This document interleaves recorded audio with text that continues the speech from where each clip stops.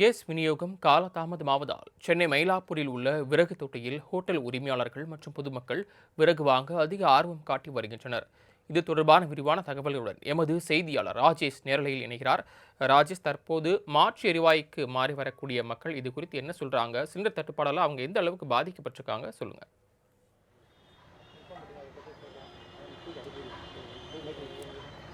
சரவணன் வணக்கம். மத்திய கிழக்கு நாடுகளில் ஏற்பட்டிருக்கக்கூடிய இந்த போர் பதட்டம் காரணமாக வளைகுடா நாடுகளில் ஏற்றுமதி செய்யப்பட்டிருந்த அந்த எரிவாயு என்பது தற்பொழுது நிறுத்தப்பட்டிருப்பதன் காரணமாக எரிவாயு தட்டுப்பாடு என்பது நாடு முழுவதுமே ஏற்பட்டிருக்கக்கூடிய சூழ்நிலையில் தற்பொழுது விறகு அடுப்புகளுக்கு மாறக்கூடிய ஒரு சூழல் என்பது ஏற்பட்டிருக்கிறது. குறிப்பாக ஹோட்டல் உரிமையாளர்கள் தங்களுடைய நாள்தோறும் பயன்படுத்தக்கூடிய அந்த சிலிண்டருடைய எண்ணிக்கை என்பது அதிகமாக இருக்கும். குறிப்பாக பெரிய உணவகங்களில் அதனுடைய பயன்பாடு என்பது அதிக அளவில் இருக்கக்கூடிய சூழ்நிலையில் தற்பொழுது அதற்கான சிலிண்டர் தட்டுப்பாடு என்பது ஏற்பட்டிருக்கிறது. அதே போல வணிக பயன்பாட்டிற்கான அந்த சிலிண்டர் மொத்தமாகவே நிறுத்தப்பட்டிருப்பதாக இந்திய ஆயில் கார்ப்பரேஷன் ஏற்கனவே தெரிவித்திருக்கக்கூடிய சூழ்நிலையில் தான் தற்பொழுது உணவக உரிமையாளர்கள் தங்களுடைய அந்த மாற்று பாதையை சிந்திக்க தொடங்கியிருக்கிறார்கள். அவர்கள் தற்பொழுது விறகு அடுப்புகளுக்கு மாறக்கூடிய ஒரு சூழல் என்பது வந்திருக்கிறது.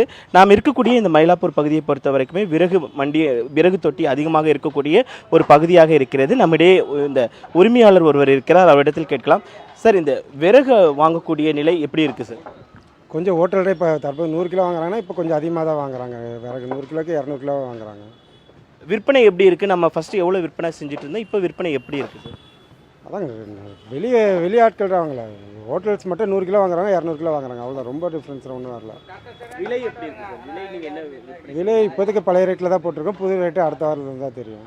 இப்போ நீங்கள் எங்கேருந்து கொள்முதல் பண்ணுவீங்க சார்? நாங்கள் எங்கேருந்து எடுத்துகிட்டு வருவீங்க? நாங்கள் திண்டிவனம், கடலூர், அந்தமாரி பாண்டிச்சேரி அங்கேருந்து எடுத்துகிட்டு வரோம். இப்போ உங்களுக்கு சொல்லியிருக்கீங்களா சார்? உங்களுக்கு கூடுதல் தேவை இருக்கும்ல? இப்போ ஆமாம் சொல்லியிருக்கு. வரேன்ருக்காங்க, எடுத்துகிட்டு வரேன்ருக்காங்க. நாளைக்கு நாளான்னைக்கு வரோம்.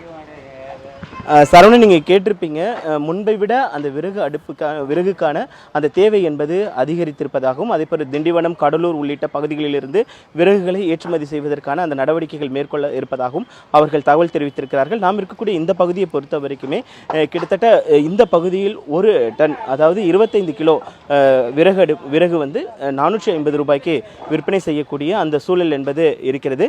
இந்த பகுதியை பொறுத்த வரைக்குமே மயிலாப்பூரில் இப்படி ஒரு பகுதி இருக்கிறது என்பது தற்பொழுதுதான் பொதுமக்களுக்கும் சரி அந்த உணவக உரிமையாளர்களுக்குமே தெரியக்கூடிய ஒரு சூழல் என்பது இருக்கிறது. நாம் இங்கே வந்து பார்க்கும் பொழுது கூட ஒரு உணவக உரிமையாளர் நேரடியாக வந்து இங்கு கொள்முதல் செய்யக்கூடிய அந்த காட்சிகளை நம்மால் பார்க்க முடிந்தது. நம்முடைய ஒளிப்பதிவாளர் பிருத்திவிராஜ் அவர்கள் நேரடியாக காண்பிக்கக்கூடிய அந்த காட்சிகளை நம்மால் பார்க்கலாம். நேரடியாக உணவக உரிமையாளர்கள் நேரடியாக வந்து இங்கு விறகுகளை வாங்கக்கூடிய அந்த சூழல் என்பது இருக்கிறது. ஏனென்றால் சிலிண்டர் தட்டுப்பாடு ஏற்பட்டு இருப்பதன் காரணமாக அவர்கள் நேரடியாக வந்து இங்கு வாங்கக்கூடிய அந்த சூழல் என்பது இருக்கிறது. சரவணன், நேரலையில் வந்து விவரங்களை வழங்கியமைக்கு நன்றி ராஜேஷ்.